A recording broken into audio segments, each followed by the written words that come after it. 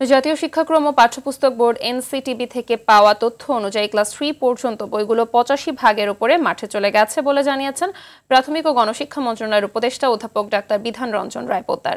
এছাড়া 4 এবং 5 ক্লাসের 84% চলে গেছে। ফেব্রুয়ারির মধ্যেই প্রতিটা বাচ্চাই প্রাথমিকের বই পাবে বলেও জানান তিনি।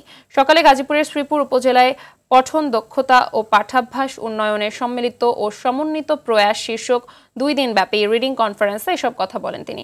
এ সময় প্রাথমিক শিক্ষা অধিদপ্তরের মহাপরিচালক ডক্টর আব্দুল হাকিম, প্রাথমিক ও গণশিক্ষা মন্ত্রণালয়ের অতিরিক্ত মহাপরিচালক মোহাম্মদ আতিকুর রহমান, প্রাথমিক শিক্ষা অধিদপ্তরের মহাপরিচালক ডক্টর মোহাম্মদ আতাউল গনি সহ অন্যান্যরা উপস্থিত ছিলেন।